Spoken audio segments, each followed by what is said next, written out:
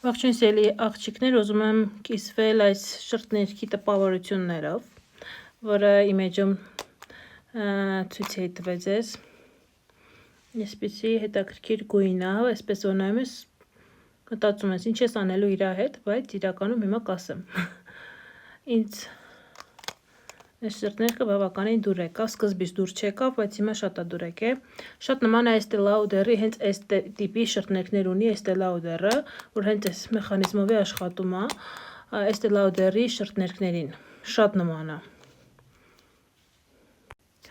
Ուրեմն սա իր այս դիզայնն է, 606 համարն է, մենակ այդ համարը կա այս դիզայնով շրթներքի։ Ինքը բավականին յուղոտ շրթներ կա եւ ունի շոկոլադի, վաֆլի անման ինչ-որ բույր, շատ յուղոտ է։ Իրան այս Miss Tice-ը ինչ էր անունը լավ չեմ հիշում։ Այս մատիտով եմ քսե, 763 համարի մատիտն է։ Այսպիսի գույն է ինքը։ Մուքոտ։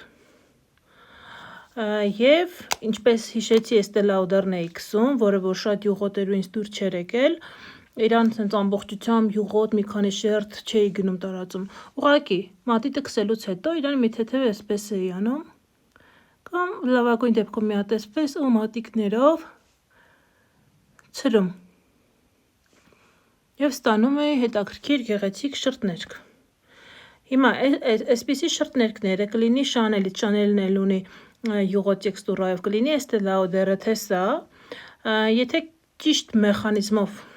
տեխնիկայով տարածեք, մեխանիզմը ասում, տեխնիկայով օգտագործեք, շատ սիրուն է նայվում։ Հիմա 763 համարի մատիտով ես մի փոքր էլ վրայից գնացել եմ սա, այսպես մի թեթև քսել եմ ու այսպես իրան ցրեծուլ է։ Ու իրականում շատ սիրուն է ստացվել։ Մուկ մատիտով այս բաց գույնի գազարակիր պիչակ առաջնի վիավոն ինչ-որ երանգ է անհասկանալի, այս երանգը շատ սիրուն է նայվի, այնքան ես մտածում եմ իրան գուցե ամեն օր է քսեմ, տարածեմ։ Առաջի օրը ես իրան երբ որ փորձում էի, մտածում էի, ինչ եմ անելու ես իրա հետ, բայց այսօր մտահղացում առաջացավ, իսկ ինչ էի անում, ես այսպիսի յուղոտ շրթներ կունեի ու գույնները ինձ այդպես չէր գալիս, երբ ուղղակի տենց քսում էի առանց մատիտի անգամ կամ բաց գույնի մատիտով, իրանից ոչ շատ մուկ, չէր սազում Estée Lauder-ինը ու մի աշխարհ գումար էի տվել ստիպված, հենց այս տարբերակով ոնց որ ասեցի, այդպես էի քսում, դուք էլ փորձեք, չեք փոշմանի եւ բոլոր յուղոտ շրթներքները այդպես արեք։